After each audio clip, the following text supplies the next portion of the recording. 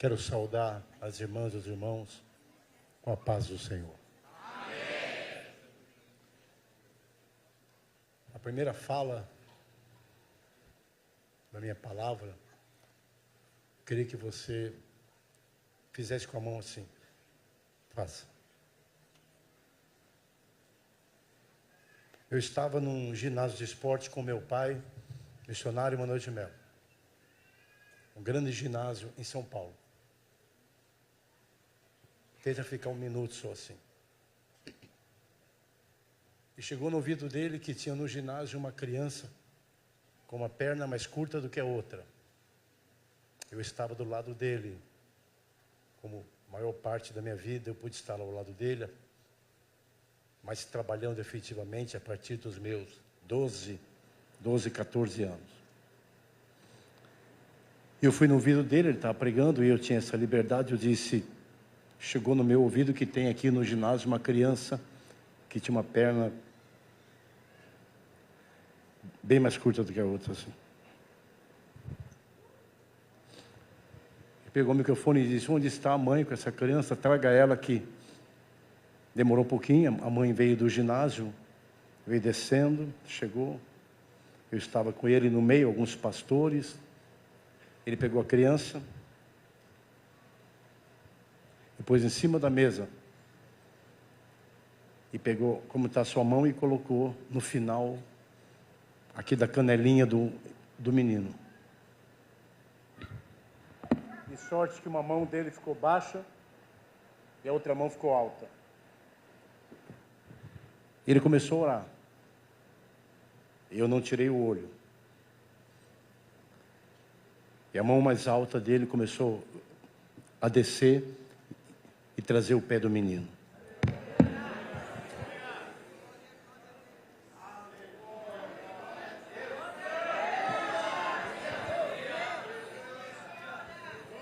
Eu falei, não é possível, eu estou vendo. Não é possível. Eu não consigo contar isso sem chorar. Eu estou vendo. A perna está esticando. E quando ele acabou de orar, as duas mãos dele estavam iguais. Ele pegou o menino, colocou no chão e disse, corra. E o menino que tinha chego assim, agora corria. Eu quero louvar a Deus por isso.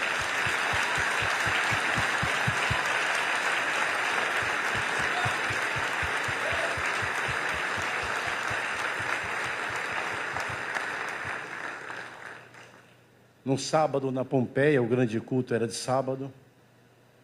Apareceu um homem enorme na igreja. Pode soltar a mão, mas se lembre disso para sempre.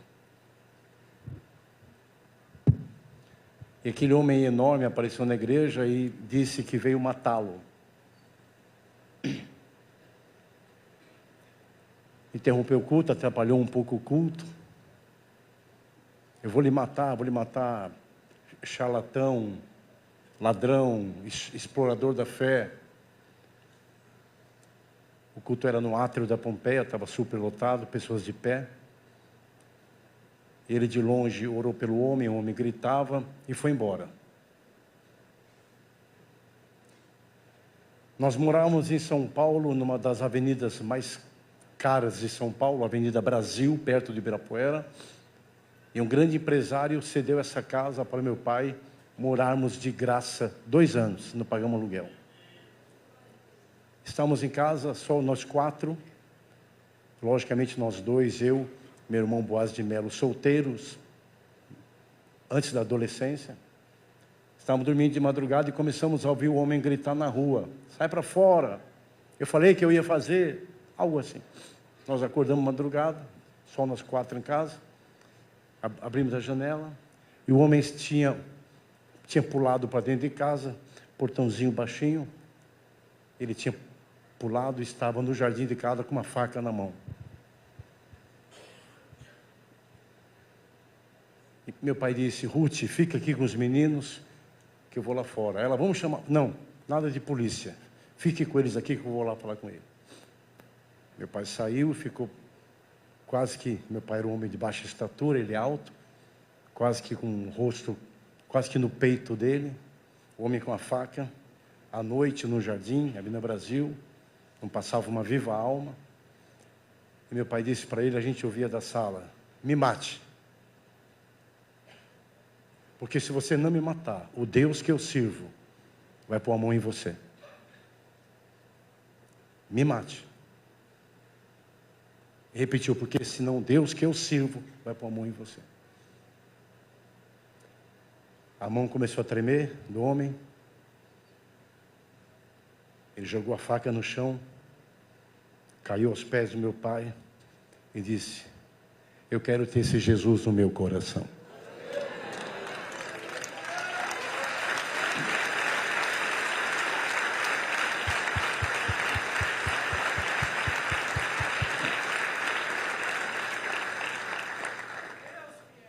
Obedecendo então a ordem do convite do presidente da nossa missão, eu não vim essa tarde pregar uma mensagem clássica,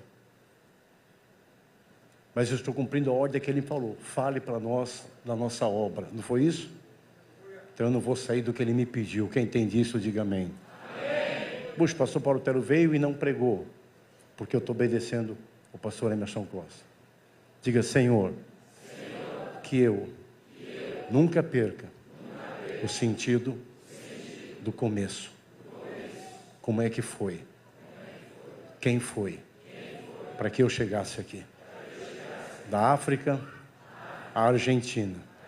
O começo de tudo isso. O preço pago. As lutas. Os problemas. Até os pecados.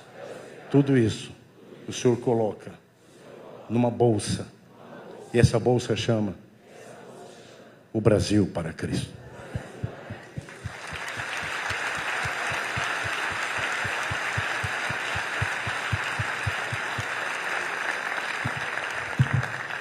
Sem termos, irmãos e irmãs, vou procurar remir o tempo. Era para começar às 4, devido a tanta coisa importante. Pastor Emerson só conseguiu me passar umas 4h20. Eu vou tentar lhe ajudar com o horário. Vou tentar lhe ajudar. É uma alegria estar aqui, depois dessas duas cenas, e eu teria tantas outras, e essas cenas e outras não estão no livro, porque são coisas muito pessoais. Só quem é da família, quem estava na casa, quem comia melancia de madrugada com meu pai. E eu quero dizer a vocês que eu sempre digo aí pelo Brasil, tenho viajado, semana que vem estarei no Rio, na outra semana Santa Catarina. Eu tenho dito no Brasil toda vez, no momento até de brincadeira, descontraído, que duas coisas: meu pai era muito forte na fé, ele era muito violento na fé, e muito forte e violento também para comer melancia. Porque ele não comia melancia, ele entrava dentro da melancia. Eu acho que ele gostava do miolo, porque ele pegava com as duas mãos, partia e literalmente trazia a melancia cara a cara. E ele mergulhava na melancia. Então tem coisas que eu guardo no meu coração e nunca ninguém as saberá, de quem comia melancia junto com o missionário, de pijama, de calção, de cueca. De um homem que levou no subterrâneo o maior presidente da história do Brasil, Juscelino Kubitschek. E Juscelino Kubitschek saiu, conta os conterrâneos, os de perto, que ele saiu tremendo depois de uma oração que ele recebeu. Um homem que na inauguração do grande templo da Pompeia, 1º de julho de 1979, até 31 de julho de 79, 30 noites, o grande templo superlotado, 30 noites, se teve 10 mil pessoas por noite, então passou pela Pompeia no mês 300 mil pessoas. E missionário chama na primeira noite, para ter a primeira palavra de inauguração, missionário Ibrahim. Nada mais, nada menos que a maior autoridade católica do Brasil. E quando na semana da inauguração, meu pai contou para a gente, contou para mim, para outros obreiros, qual era o plano. E eu, com muito respeito, perguntei para ele: mas Dom Paulo Evaristo Arnes, quem está aqui que esse nome é familiar? Levante a sua mão. Mas você tem certeza? Tenho. E chegou a grande noite, e ele me disse, fique na porta da Pompeia, pegue alguns obreiros, porque o cardeal vai chegar. Folha de São Paulo, Estado de São Paulo, todos os jornais grandes da época, para aquela comitiva, alguns com o crucifixo no vidro da frente, símbolo do Vaticano. Desce Dom Paulo Evaristo, todo de preto, um crucifixo dourado desse tamanho, paramentado como cardeal, e ele vai até, e eu o recebo com alguns obreiros, ele andava bem devagar, flashes, e entra no grande templo a maior autoridade católica do Brasil, que poderíamos falar para nós evangélicos, o símbolo da idolatria maior do Brasil. Ele entra no grande templo, meu pai o recebe, coloca no altar lá em cima no grande templo, aquele oceano de irmãos, e deixa ele à vontade. Ele fez o sinal da cruz, deu uma palavra, muito emocionado do auditório. Quando acabou, meu pai pegou o microfone e disse, agora a Igreja Católica do Brasil vai conhecer o povo de Deus. Eu quero convidar essa multidão para ficar de pé e orar, assoviar, bater palma, dar glória a Deus. E aquela multidão se levanta e parecia um tsunami, um vulcão, um furacão. E o objetivo dele foi alcançado. Que ele mostrou a força, a sua força, do povo de Deus, para aquilo que era chamada a maior autoridade católica do Brasil. Eu contei essas 3 rápidas histórias, as 2 primeiras, a primeira falando de milagre. A segunda, o tema dela é coragem e ousadia. Me mate, senão meu Deus vai tocar a mão em você. E a terceira falando da visão de um homem, isso na década de 70 para 80, que não se omitiu de mostrar a obra que você faz parte, para quem interessasse ver que o povo de Deus é forte, unido, maravilhoso, vivo e eficaz. O único problema desse simpósio, o único defeito, é porque nós não conseguimos trazer aqui as câmeras da Rede Globo, as câmeras do SBT, que deveriam estar aqui, para ver que aquele mesmo povo ainda está vivo. Aquele mesmo povo ainda faz obra. Aquele mesmo povo que aquele cardeal viu na Pompeia e saiu de boca aberta, tendo o que dizer. Pode não estar conosco do nosso lado, mas Deus tem um grande povo nesse país. Eu queria pedir nesse mesmo espírito, que esse grupo especial que aqui está, que não está sendo transmitido pelas maiores redes do Brasil, mas vamos fazer algo aqui agora que vai bater na antena parabólica do céu, e vai reverberar por todo esse país. Vamos ficar de pé e glorificar do melhor jeito que você pode o Senhor, usando suas mãos, sua boca, seu assovio.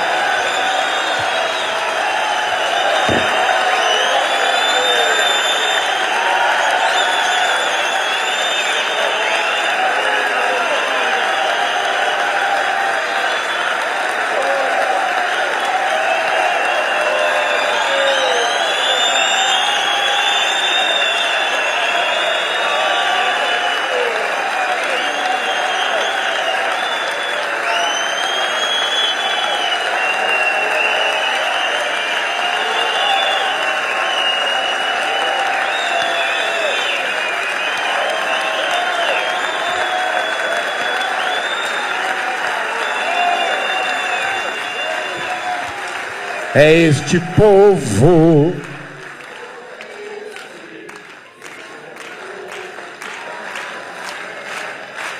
é este povo, é este povo. 3 vezes, vai morar, bora. Onde? Mais 3 vezes.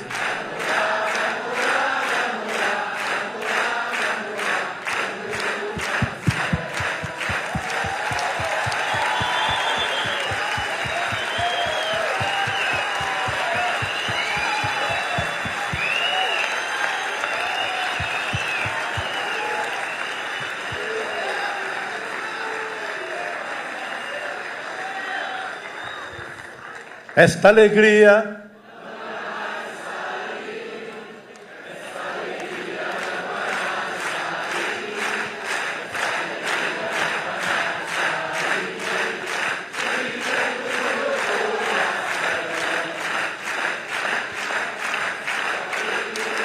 esta alegria não vai mais.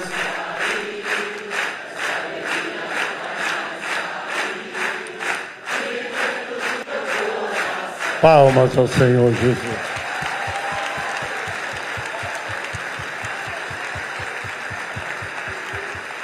Antes de qualquer coisa, até de continuar, eu queria saudar o casal de anjos da igreja. E eu não piso numa igreja nesse país sem honrar pastor Joel Estevanato e irmã Leonor. Deus abençoe e continue prosperando essa casa do Senhor tão linda e maravilhosa. Meu abraço ao presidente da Missão Desafio e a todos presentes aqui na sua presença. Na vida do missionário Ibrahim, é isso? Todos os presentes missionários, vontade de falar o nome de cada um. Meu africano lindo, sobe na escada. Foi o primeiro que eu vi quando entrei no auditório. Por que será? Isso não é um missionário, é um totem. Esse homem é um banner, né? Já pensou andar na rua com esse homem na 25 de março? Hã? Ele não passa desapercebido por nós, mas muito mais ele não passa desapercebido pelo inferno. O inferno fala aí, lá vem ele de novo. Deus abençoe. Aí o inferno olha por Carias, lá vem eles, como eu me importo de novo. Vou perder meus drogados, vou perder meus bêbados. Aí o inferno te olha. Tua cidade exatamente é? Porto Soares. O diabo não te suporta, né, irmão? Você enche a paciência dele, né, irmão? Deixa ele quieto, não? Do seu lado tem um ombro, tem uma vida que antes de qualquer coisa é um servo do Senhor, uma serva, um organismo vivo que precisa da bênção desse mesmo Deus que esticou a perna daquele menino. Essa vida do seu lado precisa da mesma bênção daquele homem que tremeu a faca, caiu ajoelhado, não tinha multidão nenhuma assistindo, só 3 pessoas, esposa, 2 filhos, um homem, podia ter o pescoço cortado, mas Deus não deixou. Esse mesmo Deus, que é um Deus de audácia, de fazer você mostrar a maior autoridade, teoricamente, contra tudo que nós cremos. Vem ver o que nós somos. Então, do seu lado tem alguém que precisa, como eu preciso, de uma oração. Coloque a mão no ombro de quem está ao seu lado, da direita à esquerda, feche os corredores. E durante um minuto, feche os corredores, estica o braço, estica aqui, ó. Alguém podia pôr no ombro do pastor Emerson. Nós quase perdemos o pastor Emerson, mas Deus teve misericórdia. A coisa mais linda que você sabe fazer é orar.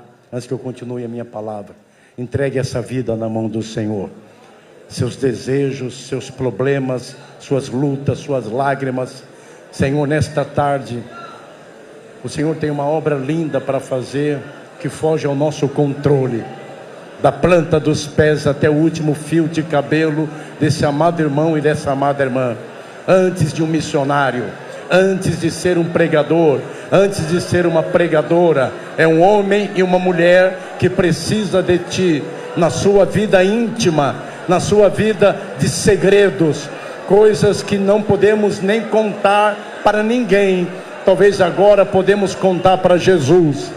Quem trouxe aqui uma tristeza, quem trouxe aqui uma mágoa, quem trouxe aqui um anseio, quem trouxe aqui um medo, quem trouxe aqui um temor, seja colocado agora no nome do Senhor. Os seus projetos, seus planos, suas vidas, aquilo que aborrece, aquilo que magoa, aquilo que você tanto deseja, tanto pede para o Senhor, que Ele confirme a partir de agora, de alguma maneira muito especial, muito sobrenatural. Glorificado seja na sua vida o nome do Pai, glorificado seja na sua vida o nome do Espírito Santo. e glorificado seja na sua vida a presença e o nome do Espírito Santo de Deus.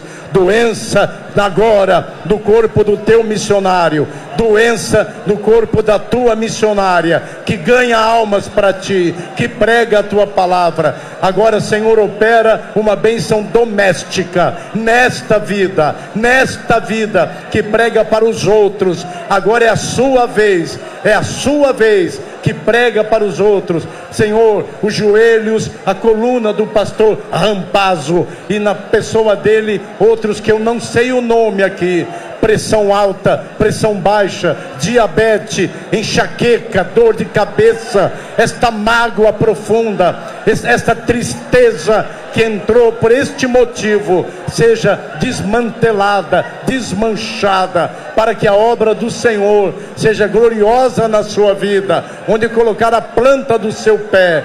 Pregador da palavra, pregadora da palavra, financiador de projeto missionário, financiadora de projeto missionário. Quem quer uma resposta de Deus: eu vou viajar, eu não vou viajar, eu vou embora ou eu não vou embora, eu saio do Brasil ou eu fico no Brasil, responde em nome do Senhor. Quantos podem dizer glória a Deus? Glória a Deus. Uma linda salva de palmas ao Senhor. Podemos assentar. Eu não posso deixar de fazer isso. Os presidentes de convenção que estão presentes, fique de pé, por favor. Pastor Lissandro Parreiras, Rio de Janeiro, do Acre. Tivemos junto agora em Rondônia, pastor Elisandro, aí ó,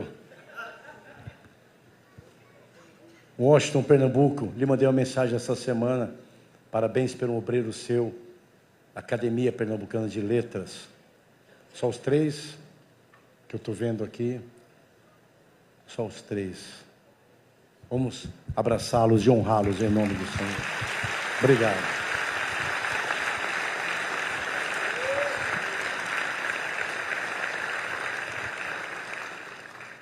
Como eu estou proibido de pregar pelo pastor Emerson, olha, você não pregue. Foi isso, pastor Emerson? Mas eu vou ler um texto. Não precisa abrir a Bíblia não, porque eu vou só passar por ele. O texto conhecido de todos os irmãos e irmãs, Mateus 13, 54 em diante. Jesus chega à sua pátria. Ensinavam na sinagoga deles e ficaram maravilhados com aquele cidadão conhecido estava fazendo. De onde veio essa sabedoria? Perguntavam. De onde veio? Faz maravilhas. Não é este o filho do carpinteiro? Não se chama sua mãe Maria, seus irmãos Tiago, José, Simão, Judas? Não é ele? Nós conhecemos ele. E se escandalizavam nele, né? Jesus disse: não tem problema não, porque não tem profetas sem honra, a não ser na sua pátria e na sua família, casa, parentela. Por que eu li esse texto? Porque missionário Manuel de Melo trabalhou numa usina de cana-de-açúcar chamada Santa Terezinha, interior de Pernambuco. Meu pai era de Água Preta, Pernambuco, minha mãe de Palmares. E meu pai era trabalhador de uma usina de cana-de-açúcar, entre outras coisas, fazia trabalho de pedreiro. Não concluiu nenhum curso primário, nada. Talvez chegou ao final de algo parecido. E misturando meu relato, este homem que eu estou falando, trabalhador de cana-de-açúcar, décadas depois, aconteciam cultos na Pompeia, e institutos teológicos tinham como tarefa de estágio mandar seus pregadores, estudantes teológicos, presbiterianos, metodistas, congregacionais, irem até a Pompeia com papel e caneta na mão e anotando o que eles chamavam de sermão. Como é que aquele homem pregava? Ele acabou sendo matéria base para seminário, para estagiário, que iam vê-lo pregar, para aprender aquela oratória, aquelas palavras tão diferentes. Quem dá glória a Deus por isso? Voltando de novo na nossa máquina do tempo, esse homem de baixa estatura começa então, criança, a pregar e começa a incomodar o status quo, começa a incomodar a direção da igreja que fazia parte. O espaço ficou pequeno. Coisas paralelas começam a acontecer, até da maneira de tratá-lo. Pastores mais velhos começavam a tratá-lo de nequinho para diminuir. Daí talvez venha a explicação que meu pai nunca gostou de apelido, nunca me chamou de Paulinho e disse: você não deixe ninguém chamar você de uma maneira desrespeitosa. Talvez por causa dele. E aquele moço, aquele nequinho foi crescendo, o espaço foi ficando pequeno na igreja que ele fazia parte. E aí começa a represa se abrir e começou a ser chamado ainda no interior de Pernambuco para encontro de jovens. Quando encontro de jovens, para surpresa de todos, acabava com pessoas vomitando a doença, cego sendo curado, paralítico andando. E um dia perguntaram para mim, eu posso testemunhar isso em todo o Brasil, está sendo transmitido quando eu conto isso. Explica para nós a fé que permeava a vida do seu pai. E eu respondo numa palavra. Já pude dizer isso algumas vezes, em hotéis, em convenções, tomando café em mesa. Às vezes eu sento numa sala no hotel e senta em volta de mim uns 15 pastores e falam: por que você não fala isso um dia numa reunião? Até numa convenção seria tão bom para nós ouvir. E Deus usou sua vida para o pastor Emerson para fazer isso aqui hoje. Não posso pregar nem um pouquinho, não pode. Ele fez assim para mim. Mas a mensagem está pronta aqui. Aí,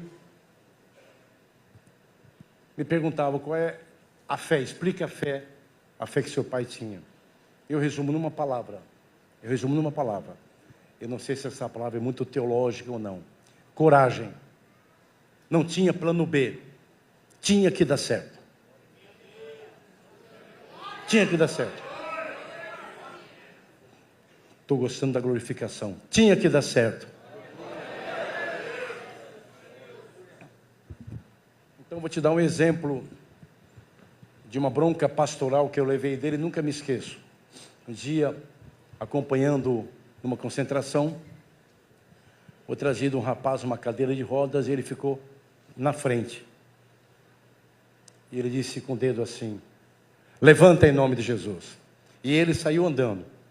E meu pai falou só assim: levanta em nome de Jesus. Missionário Anderson, e saiu andando. Aí falou para a igreja: estão vendo como ele está de pé? Mas ele não tinha visto ele de pé. Não tinha plano B. Ele tinha que levantar em nome de Jesus. Não tinha saída. Ela era pular de paraquedas, sem paraquedas. E um dia eu perguntei, entre outras perguntas, esse tipo de coisa que ele fazia, de costa, como se fosse um desprezo. Mas não era desprezo, era fé. Eu quero perguntar, com alguns minutos que eu estou falando, se esse tipo de palavra, já que eu estou proibido de pregar, você vai sonhar com isso essa noite. Vai te dar pesadelo. Você vai me ver entrando no seu quarto com esparadrapo na boca, escrito Emerson. Eu estou brincando, estou muito feliz de estar fazendo isso. Está abençoando você? Amém. Dá para ouvir mais uns 10 minutos? Amém. Aí perguntei para ele: mas e se não levantar? E ele me disse: e era melhor que ele desse uma cintada do que falar daquele jeito com a gente. Que uma cintada bate, acabou. Aquele tom de voz fica no ouvido 10 meses. Nunca mais me pergunte isso. E eu insisti. O espaço que eu vi era grande, dava para correr. E ele então explicava do jeito dele. Eu creio em Deus. A palavra manda fazer. A palavra diz que Ele faz. o problema passa a ser dele. Então eu...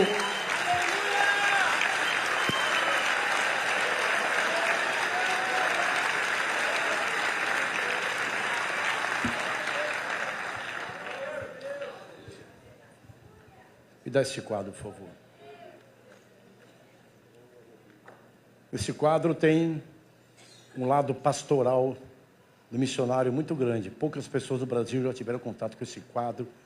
Uma carta original dele para uma família. E aqui tem um lado pastoral muito bonito, que se der tempo, eu vou ler para vocês. Dá tempo? Agora me dá essa pasta aí.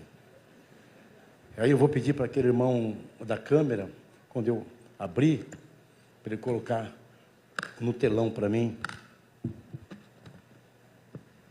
E eu trouxe alguns objetos aqui que ninguém, acho que nunca viu.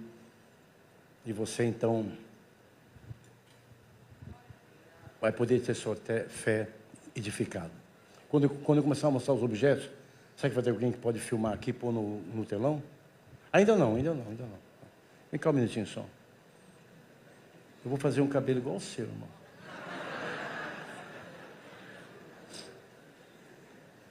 Vamos lá. Meu pai começa a sofrer na sua caminhada inicial o texto que eu acabei de ler. Repita, descrédito. Acho que tem muito a ver com missionários essa palavra. Descrédito.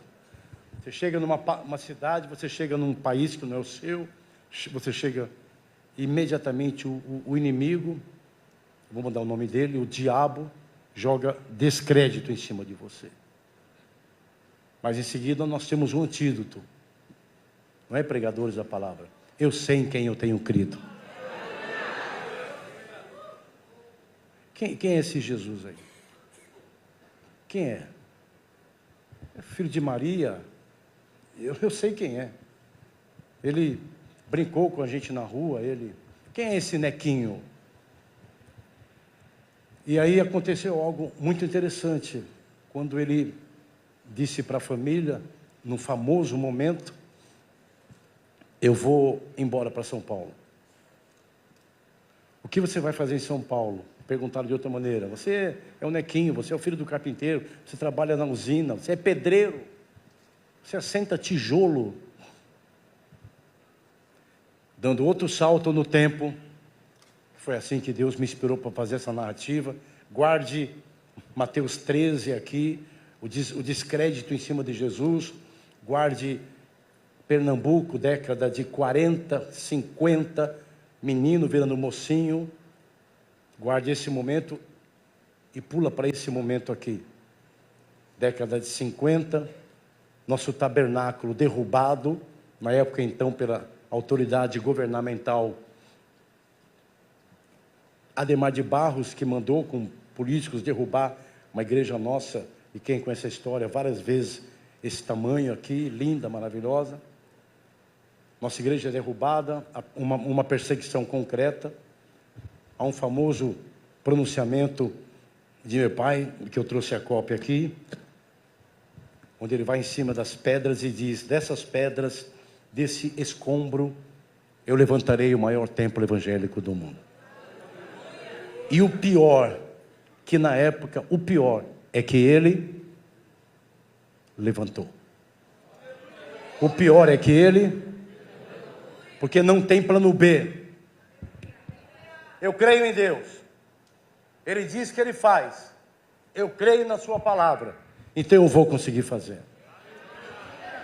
Conta uma história, claro que eu não estava, não é? Que ele vem para os lados da Pompeia procurando um terreno. Para alguns quilômetros antes, num posto de gasolina para abastecer. Ele tinha, na época, tinha muitos carros importados no Brasil. Ele tinha um Mercury. Ele para abastecer o carro e não dá para encher o tanque. O dinheiro máximo que ele tinha no bolso, 3, 4 obreiros no carro, e coloca um pouco de gasolina e vai adiante. Passa em frente de um terreno gigantesco, um matagal enorme, 27 mil metros quadrados, 27 quilômetros quadrados. Ele para, vê uma placa, vende-se Curtume Sul Brasileiro. Ele para em frente e diz, olhando para a placa: Eu vou comprar e o templo vai ser aqui. Conta a história que um dos obreiros dele disse: missionário, o senhor não teve dinheiro agora para colocar gasolina e vai colocar esse terreno, vai comprar esse terreno? Ele deu essa resposta: é por isso que você é meu obreiro e é por isso que eu sou o seu missionário. Eu estava aqui agora há pouco sentado pensando essa feliz coincidência que não é coincidência. O título que desde o começo do seu ministério, um ou outro começou a chamá-lo e ele adotou. Aí eu venho numa conferência, num simpósio, missionário. E ele é conhecido pelo título de missionário. Quem crê que há alguma coisa de Deus nisso, diga aleluia. Então nós fazemos parte de uma obra missionária. Para não demorar muito, ele gravou o que ficou muito conhecido. Se você quiser passar para lá de cá, querido. Ele gravou, pode ser, um LP que foi conhecido na época como o grande disco dele de mensagens. Alguém tem em casa esse CD? Levanta esse LP. Alguém tem? Levanta a mão aí. Olha quantos. E aí eu tenho aqui o original.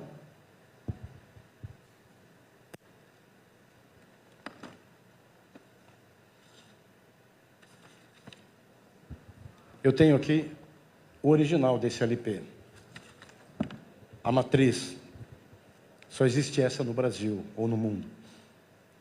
Ô, Leonor, boa tarde, paz. Aqui está o... Leonor, paz, querida. Você aí no escurinho. Aqui está a matriz desse LP. Que por dinheiro nenhum no mundo está à venda. Era em rolos de fita assim, que os seus programas eram gravados, e um obreiro levava pessoalmente para Curitiba, para aquela rádio que pegava em ondas médias e curtas em todo o Brasil, Rádio Marumbi. Quem lembra, já ouviu falar, levante sua mão. E nós gravávamos no escritório. E na época, estou dando um salto no tempo, esse é do LP. E aqui também está a matriz desse outro LP, da sua primeira, famosa, conhecida viagem até Jerusalém. E aqui está a matriz desse LP. Esse quem tem? Alguém tem? Levante a mão aqui. Alguém tem? Amém. Deus abençoe.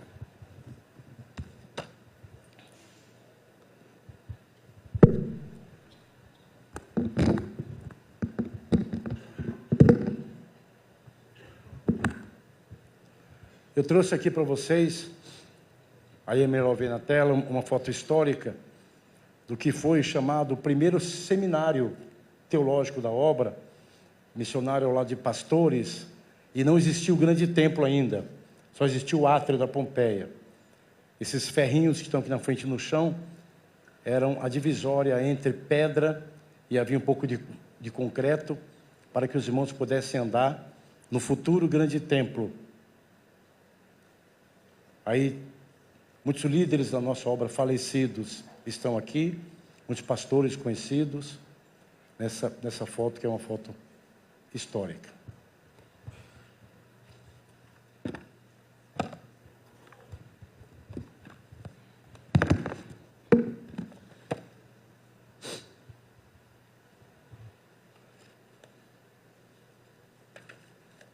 Quem já passou em frente ao grande templo da Pompeia, ou conhece, acho que todos, Levante sua mão.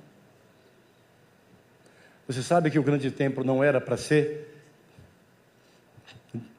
desse jeito? Eu trouxe o projeto original de como era para ser o grande templo da Pompeia, um projeto futurista que não foi possível realizar na época. Alguém já viu o projeto original do grande templo, como seria? Quem nunca viu, levante a mão. Tá, no próximo simpósio, o ano que vem, eu vou mostrar para vocês. Você quer ver? Tá me olhando com essa carinha aí. Quer ver mesmo?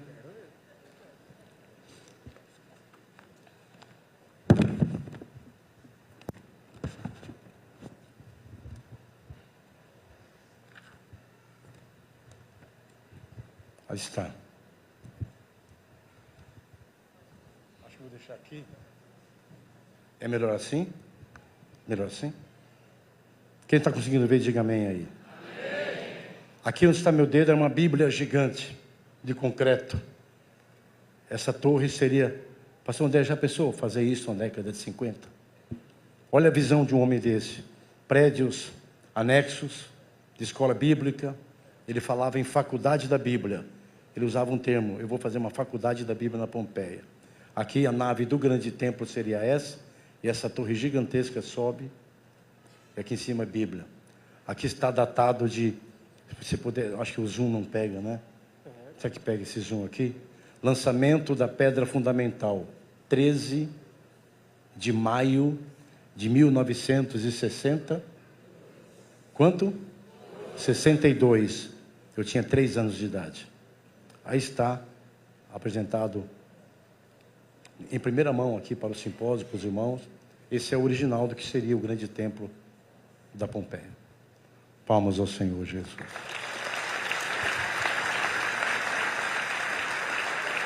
Tem mais ainda. Pode vir. Nossa. Eu nem esquentei ainda. Uma mensagem dele nesse livreto do lançamento da pedra fundamental da Pompeia. Perceba a escrita de um homem que não tinha estudo. Perceba a escrita de um homem que para muitos podia ser chamado de ignorante, mas era inspirado direto pelo Espírito Santo. Pastor Zélio, o senhor é um acadêmico. O senhor está vendo importância nesse momento aqui? Está vendo mesmo? Quem está vendo importância nesse momento aí? O texto que ele mandou nesse livro, que ele colocou nesse livreto do lançamento do projeto do grande templo. Há muitos anos atrás, tornei-me um estudioso da situação religiosa, não apenas no Brasil, mas em todo o globo terrestre. Vocês estão ouvindo pernambucano, trabalhador em usina de cana-de-açúcar, sem primário. Tornei-me um estudioso da situação religiosa em todo o globo terrestre. Pude descobrir que as forças religiosas evangélicas formavam o maior conjunto de poder e fé de toda a cristandade universal. Comecei a meditar sobre as realizações deste mundo evangélico e as achava insignificante com a grandeza que nós representávamos. Ele estava inconformado naquela época com o que os evangélicos poderiam fazer e com quase nada que estavam fazendo. Quem glorifica a Deus que a sua igreja nasceu com o pensamento de um líder desse, dê glória a Deus. Não é um pensamento pequeno, mas é de grandeza. Dá uma pausa só para mim aqui.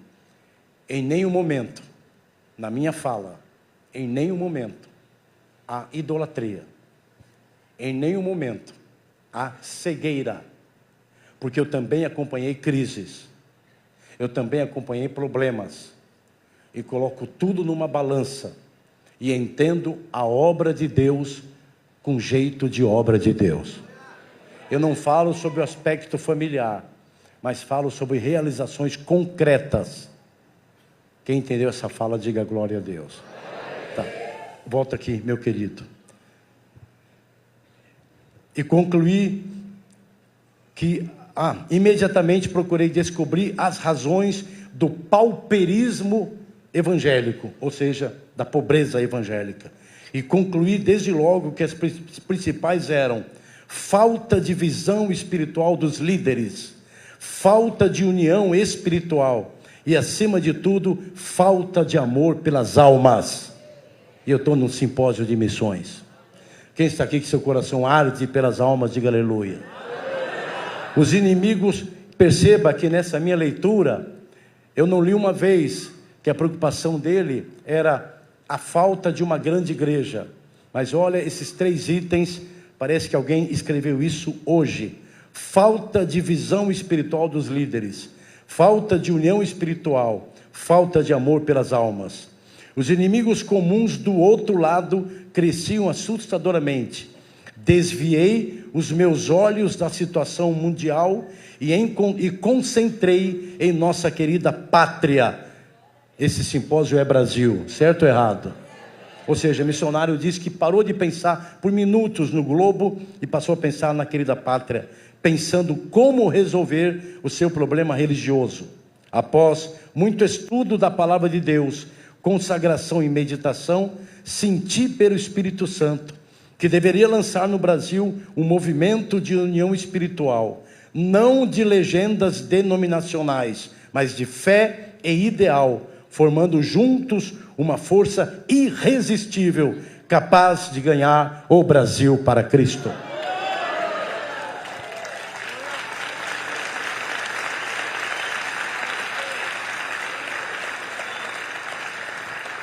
Tudo isso começou nos idos de 1955 e desta data em diante jamais parou. A princípio tudo parecia impossível.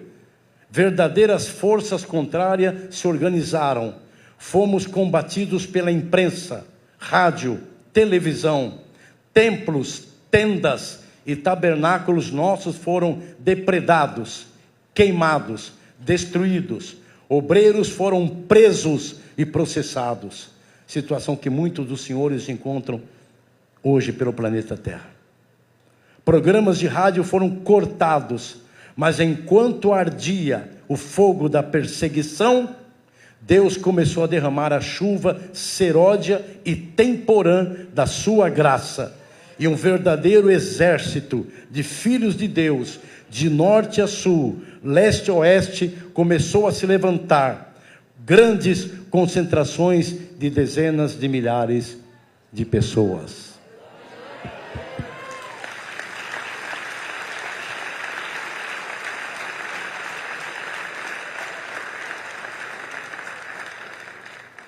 Para a sua época era muito adiantado isso, e transforma seus discos de mensagens em CD. Restaram apenas 6, essa é uma delas. 5 estão guardadas no meu gabinete. A famosa revista Veja, onde missionário foi capa, não por escândalo, não por outra coisa, a não ser a imprensa queria saber por que este povo crescia tanto. Por que esse povo crescia tanto? Revista datada de 1981, e a capa dela é o milagre da multiplicação. Você faz parte de tudo isso. Vou repetir, você faz parte de tudo isso. E a reportagem, então, mostra o templo da Pompeia, e é uma reportagem muito rica, que está no centro da revista, uma revista da época. Eu tenho apenas 6 dessas, estão em ótimo estado. Eu não vou achar agora não, deixa. 3 páginas da revista sobre essa reportagem, sobre o crescimento dos pentecostais e dos... Procura para mim enquanto eu acho aqui. Poucas pessoas sabem que existe isso. E eu tenho talvez o único, não sei se alguém tem, um livreto de mensagens escritas por ele.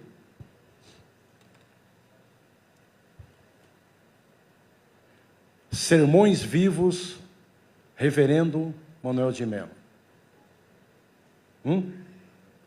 Não tem? Quem nunca ouviu falar disso, levante a mão. Livro de mensagens. Já eu mostro. Obrigado, viu? Você me ajudou bastante. Vem cá, meu querido. Esse livro é dedicado a todas as pessoas que têm necessidade de conhecer a palavra de Deus. Mateus 24:35. Sermões Vivos. A ideia de se publicar os Sermões Vivos do missionário Manuel de Mello, aí fala, partiu da doutora Cleide Escobar Westin, e conta a história do livro. Aqui está uma palavra dele. Não. Aqui está. Eu vou ler o índice para vocês verem as mensagens e os assuntos que aqui estão. Plano da salvação. Por que seguir a Jesus? Jesus curando pela fé. Jesus cura sim. A conversão de São Paulo. A corrente das águas purificadoras. Oração dominical. Uma oração ouvida por Deus. Oração feita dentro do inferno. Alguém quer esse livreto?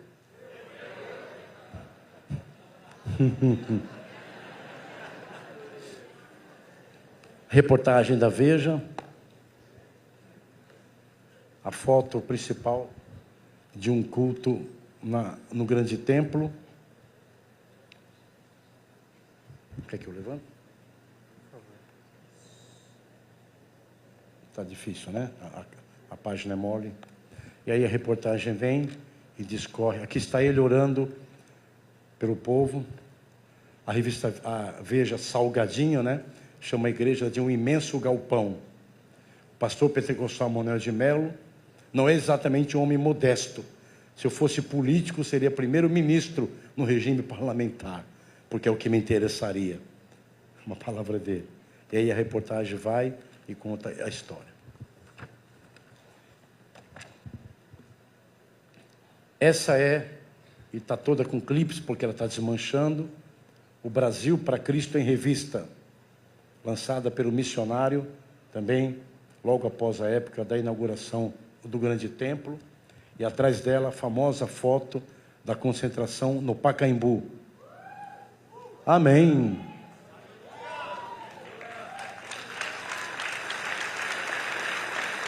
Pacaembu é superlotado, dá para ver pessoas de pé no alambrado.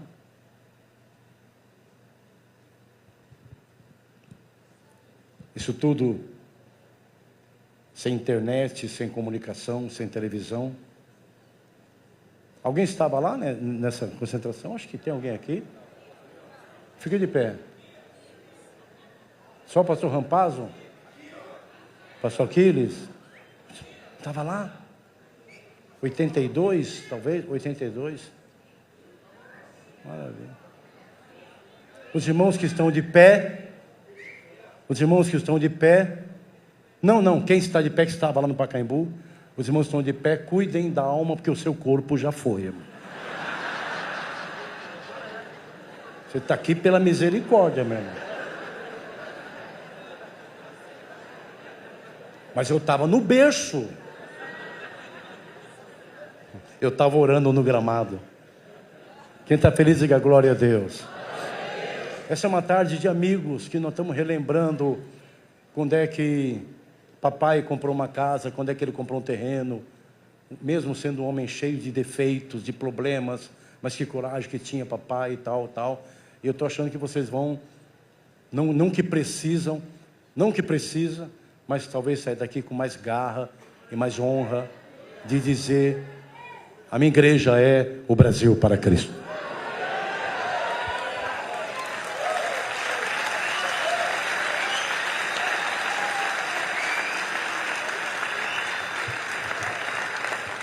Eu junto os pedacinhos que vão caindo, eu vou juntando para não perder nada.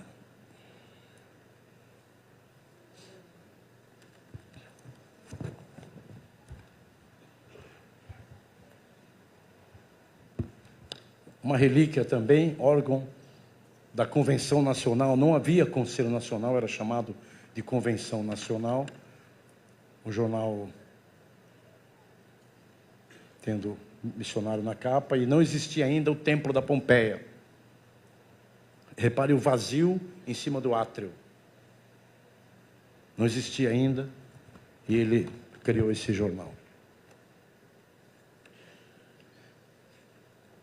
O carnê da evangelização, porque na época tinha um famoso programa na Rádio Tupi, das 10 ao meio-dia, um programa caríssimo, e ele com uma equipe conceberam o carnê da evangelização. E aqui o carnê infantil, os pais pegavam em nome das crianças, e o carnê adulto. Alguém aqui teve um desses, um carnê da evangelização? Levante a mão. Alguém teve um desses? Ali.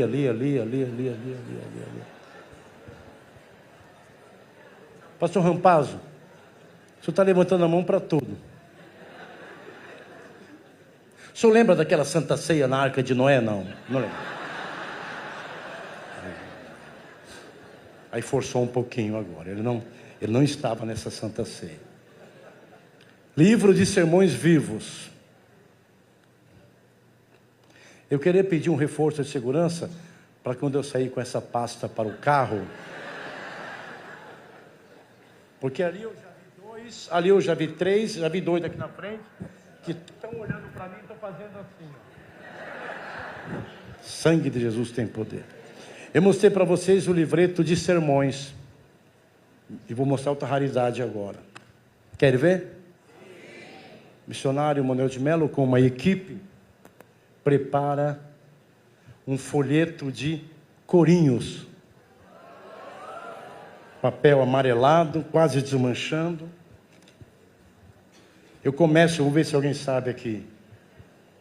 Bom, esse é muito cantado hoje, até por outro pastor, mas ele que começou a cantar a partir dos anos 50. Olha a capa como está. Dá uma olhada lá no telão atrás de mim. Ah, pensei que estava no telão de baixo aqui. Toda amarelada. Isso deve ter 60 anos ou mais. Estou seguindo. Amém, amém, amém. Estou alegre, alegre. Ninguém sabe? Alegre. O sangue de Jesus me lavou. Eu quero mais e mais de Cristo. Eu quero mais do seu. O sangue de Jesus. Não. Ah, meu Deus, esse aqui. Manda, Senhor, manda o teu poder. Alguém lembra desse? Eu venho com... É isto que me faz cantar. Dos meus pecados livre estou em paz.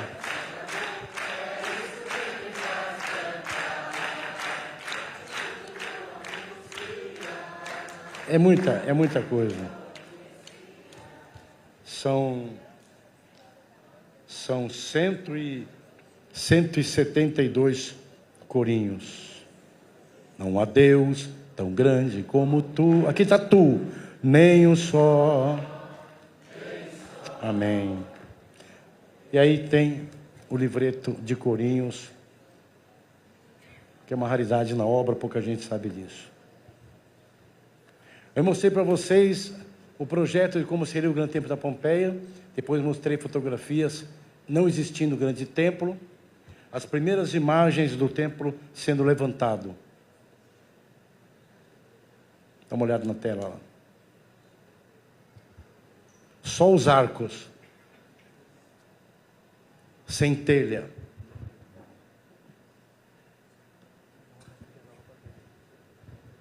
Oi? Vocês estão planejando alguma coisa? Não, porque eu ouvi, irmão, eu ouvi. Vamos pegar na saída, eu ouvi, irmão. Então, o grande templo sendo levantado. Quem glorifica a Deus por isso? Agora, quem gosta de música aqui? Quem gosta de música? Você sabe que está voltando aqueles tocadiscos antigos estão voltando. Quem? Quem falou radiola? Fica de pé. Irmã, eu vou quebrar seu galho. Eu ia fazer um comentário sobre o seu RG. A mãe do tempo do sorvete, que bom, né, irmã? Maisena. Primeiro pote da maisena está na cara dela. Original, compact disco. Eu tenho os últimos. Eu descobri onde estava e eu fui comprar. Há muitos anos. Eu comprei acho que os últimos 12.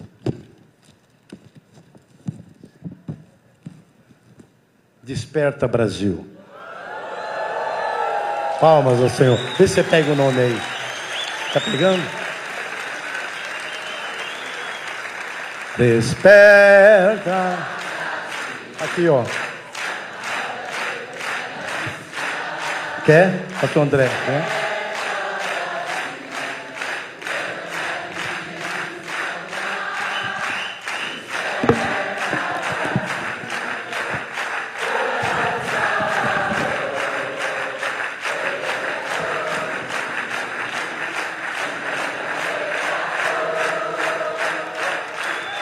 Vamos cantar de pé mais uma vez? Vai. Desperta.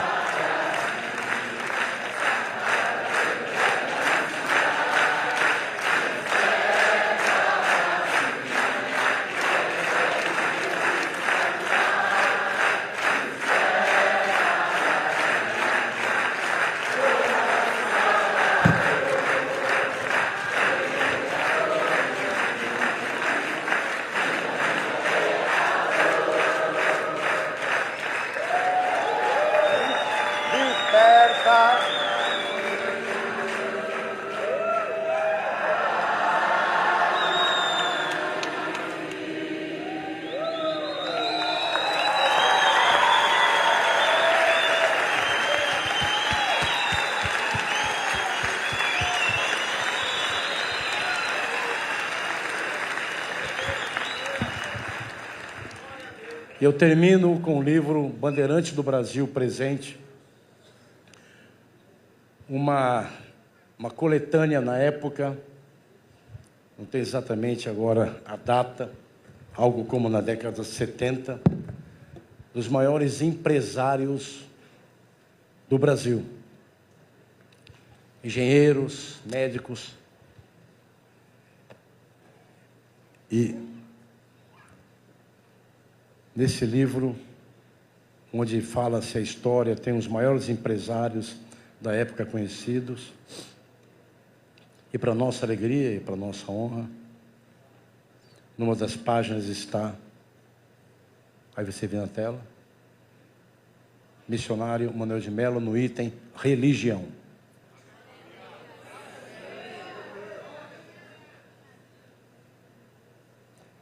Entidade Igreja Evangélica Pentecostal, o Brasil, para Cristo. Louvado seja o nome do Senhor.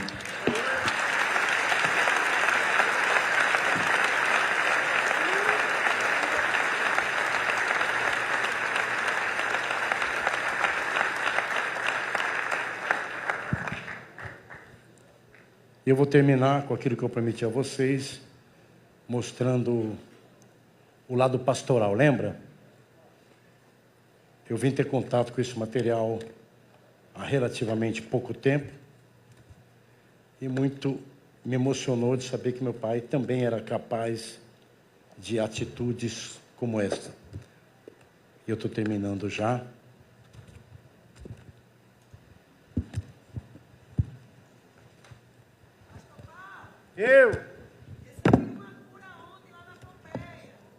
O que é? Foi o que eu ouvi?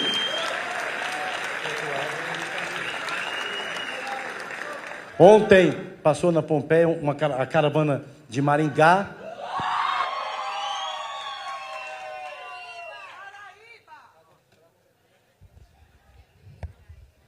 Eu já estou acabando já. Eu entendo essas coisas aí. Lá a gente também manda cortar na Pompeia lá. Tá? Só que a gente é mais discreto. A gente dá um toquinho, o telefone dá uma parada, volta.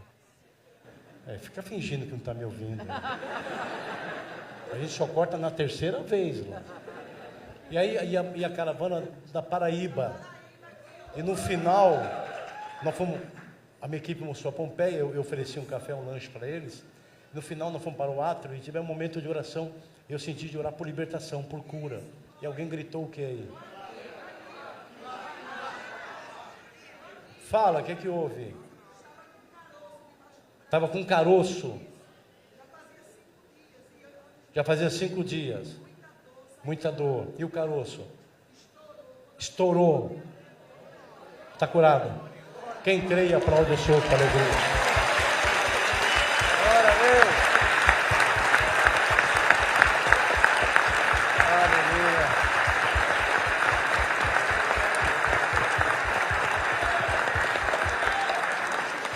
Sentemos mais um minuto só.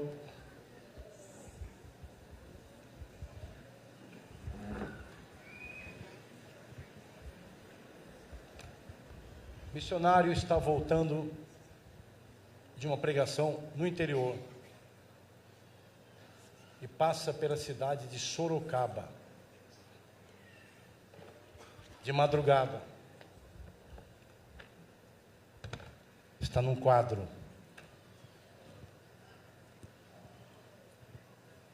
Em 17 de junho de 65.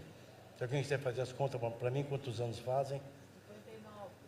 Então, vamos arredondar aí para quase 60 anos. Ele estava voltando, já te mostro. Fica por aqui, fica por aqui, não. Seu nome? Obrigado, viu, Mateus?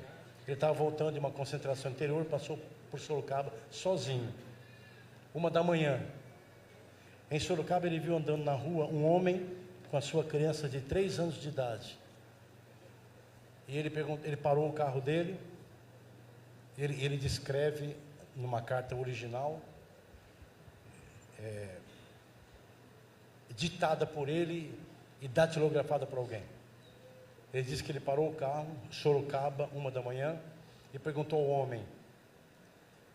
Não, eu estou errando. Ele estava dirigindo, ele viu o homem de longe com a criança, e diz, está aqui na carta, que uma voz disse a ele: pare, fale com ele. Ele parou o carro, aí sim, em Sorocaba, e perguntou para o senhor: o que está acontecendo? Eu tentei levar minha filha no médico, passei por vários órgãos e não consegui nada. E estamos tentando voltar para Presidente Prudente. Meu pai abriu a porta do carro, chamou o pai com a criancinha de 3 anos, levou para nossa casa, conta ele. Ele e minha mãe cuidaram, logicamente com alimento, com banho, talvez até com dinheiro. No outro dia ele levantou cedo, levou para a rodoviária e os devolveu onde eles tinham que ir. Palavras dele: estava em São Paulo o senhor Antônio de Paula Filho, com uma filhinha de 3 anos, terrivelmente enferma, e ambos passando grande necessidade, atirados na rua, a 1h de 17 de junho de 1965. Depois de terem recorrido às várias fontes oficiais, buscando recursos para tratar da criança, sem nada conseguir.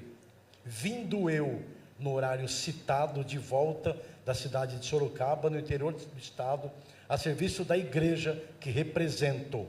Ao passar por eles, com o veículo correndo em velocidade, senti uma forte voz no coração, mandando que o socorresse. Brequei o carro, fiz a volta, e quero mesmo dizer que o local, imediações do albergue noturno, era escuro, deserto e perigoso. Interroguei o referido senhor sobre o que se passava na sua vida, e tendo narrado a sua triste história, levei-o com a filhinha para a minha residência, onde a minha esposa os recebeu, e o que fizemos com ele, deixamos de narrar, para que a mão esquerda não veja o que a direita fez. No horário do meio-dia, levei-os em meu carro à estação rodoviária, embarcando de volta para Presidente Prudente. Esse é o resumo de um livro, de uma história que poderia virar um grande livro. Missionário Manuel de Melo. Eu quis finalizar com isso, mostrando uma atitude absolutamente pastoral, nada de multidão, nada de concentração. Um pastor parando o seu carro de madrugada, socorrendo um pai e sua filhinha, levando para casa, dando comida, eu acho que uma série de coisas que eu conhecia o coração dele, e dizendo: eu não vou contar tudo o que eu fiz, para que a mão esquerda não saiba o que a direita fez. A igreja que representa.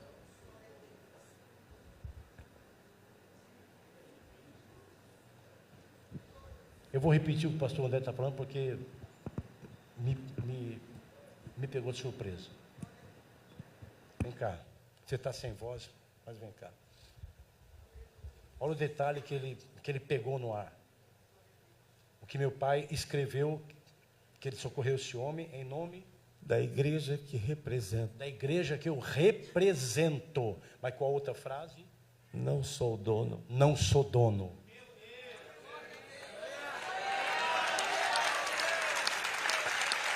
Da igreja que eu represento, não da minha igreja. Pastor Emerson, sobe aqui, vou lhe devolver o microfone. Espero ter feito o que o senhor me pediu. Foi um prazer enorme estar com os irmãos aqui. Eu tenho uma agenda agora à noite, não posso ficar com os irmãos. Uma grande honra. Ainda vi o testemunho de uma irmã curada, que esse caroço sumiu. Jesus Cristo é o mesmo ontem, hoje. Não é coincidência a caravana da Paraíba ter passado, ter recebido oração. Espontaneamente grita no meio do povo e dá o testemunho. Eu estou no auditório de gente muito inteligente, muito sábia, mestres da Bíblia, e o gesto dessa irmã gritando só vem provar, 70 anos, arredondando 70 anos depois, é a mesma igreja. Até qualquer dia. Deus abençoe.